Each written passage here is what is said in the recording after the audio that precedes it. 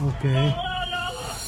Mr. Jacinto, ito pong si Mr. Norberti Jr. ay rider po ninyo sa Move It. Ano pong tulong ang maibibigay po ng Move It sa kanya?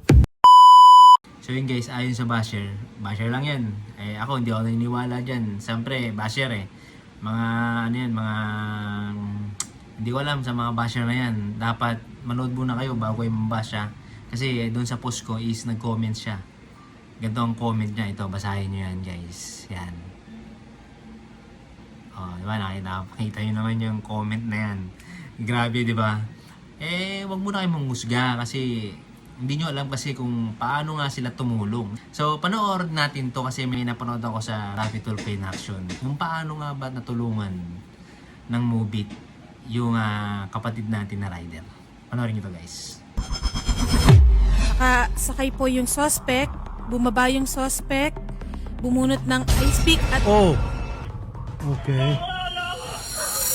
Mr. Jacinto, ito pong si Mr. Norberti Jr. ay rider po ninyo sa Move It. Ano pong tulong ang maibibigay po ng Move It sa kanya?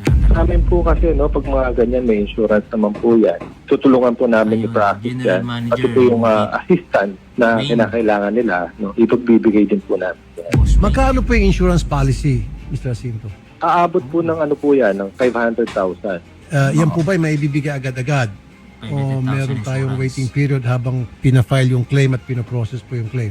Ipaprocess mo na yun, hindi po pa ibibigay agad. Ganun pa man, ang movie naman po handang naka-alalay sa kanila. Sa katunayan, meron din po kami ibibigay na amount na kabantay din kung magkano yung makukuha nila. 500,000 yung makukuha niya sa insurance, tatapatan niyo po yun. So, 1 million all in all makukuha po ng kamag-anak Opo. ng biktima. Magaling Opo. kayo dyan sa movie. Very good. So yan basher, napanood mo naman. Kita mo naman kung paano tumulong yung taga Move It. Kasi napanood ko din. Salute sa'yo Boss Wayne from Move It. So nakita ko din may mga post na dumalo siya sa puntod ni kapatid nating MC Taxi Rider na nasawi. So grabe na pakabuti mong tao Boss Wayne. Maraming salamat Boss Wayne. Pinakita ko lang tong video na to para malinawan lang tong basher ko. So siyempre bilang isang Grab rider and sa lahat ng MC Taxi platform dyan and Grab rider na lumalaban ng patas, mag-ingat po tayong lahat guys. Laging tandaan guys, ang baon natin nasa taas. Baonin nyo lang ang pagdadasal bago tayo umalis ng bahay, and araw-araw lang tayo magdasal and lagi nang baonin na si God nandiyan lang sa tabi nyo para magbantay sa ating mga lakad.